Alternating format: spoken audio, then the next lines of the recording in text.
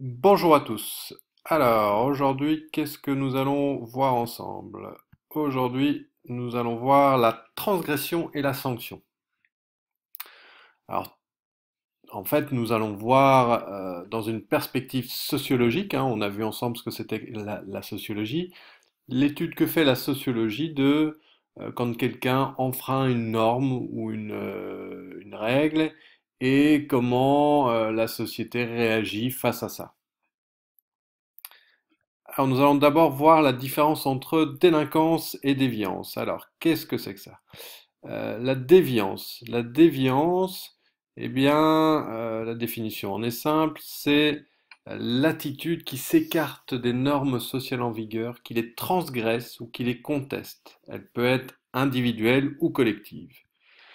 Effectivement, comme ce jeune de fort sympathique punk, ce groupe de jeunes punk fort sympathiques, voilà, c'est ça que je voulais dire, ils sont déviants. Pourquoi est-ce qu'ils sont déviants? Eh bien parce qu'ils ne sont pas comme les autres, en fait, tout simplement. Ils ne sont pas comme la majorité.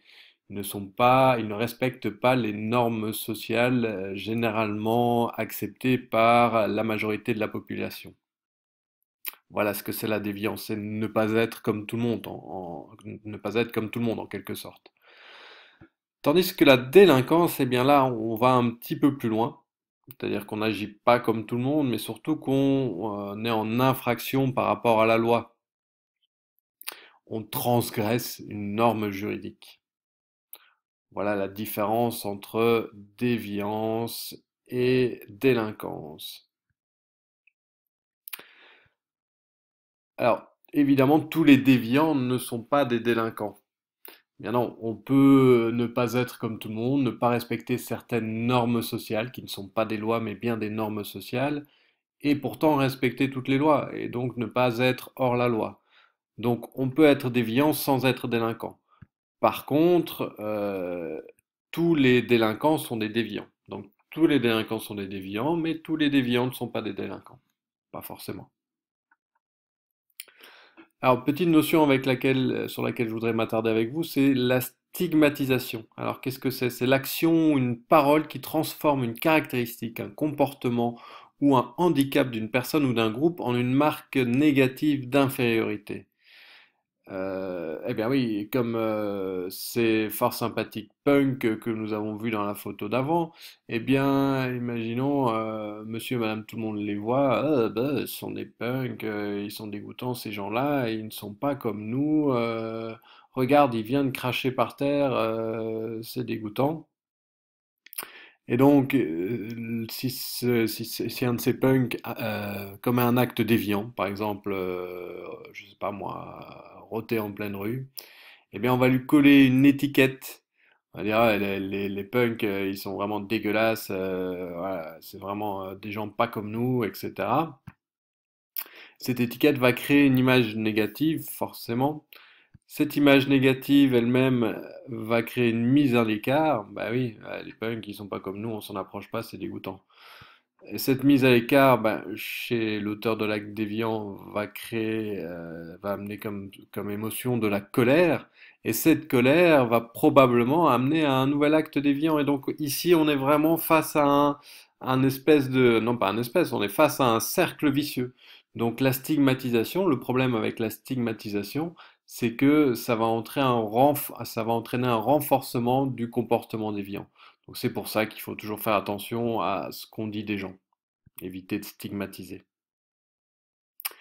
Alors maintenant, nous allons voir ce qu'est le contrôle social. Alors le contrôle social, c'est la façon par laquelle la société gère les transgressions, essaye d'éviter qu'il y ait des transgressions.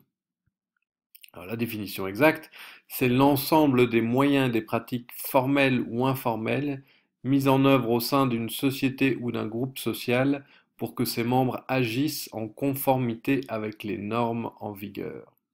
Voilà, ce sont les moyens par lesquels la société essaye qu'il n'y ait pas de transgression, comme je disais juste avant.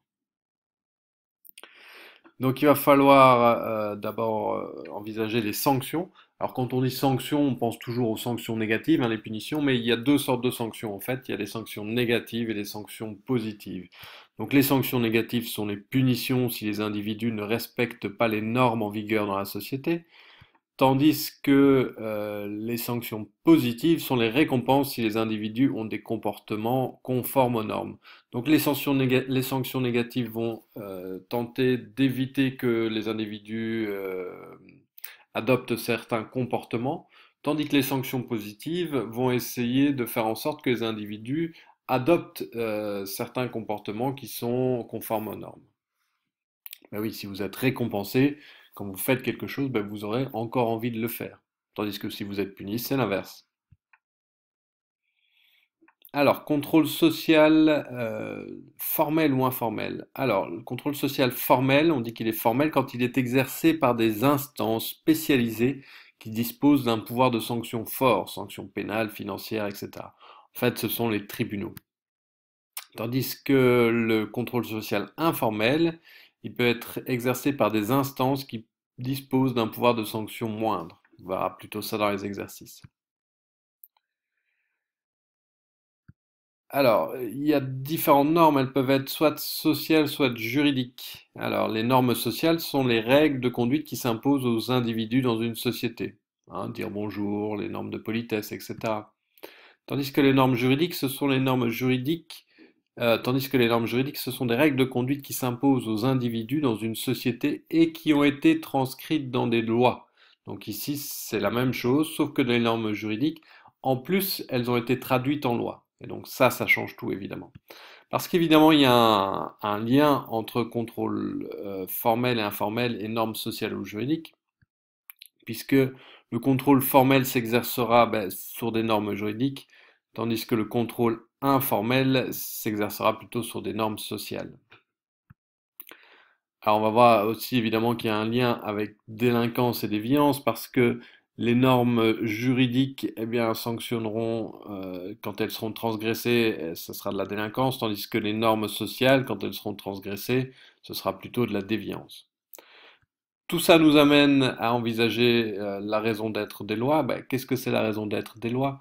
En fait, c'est de protéger les valeurs importantes pour une société donnée à une époque donnée. Donc on a vu ce que c'était que des valeurs. Eh bien, le contrôle social, et donc par le contrôle, dans le contrôle social, il y a les lois. Eh bien, les lois, leur but, c'est vraiment de protéger les valeurs communément admises dans une société.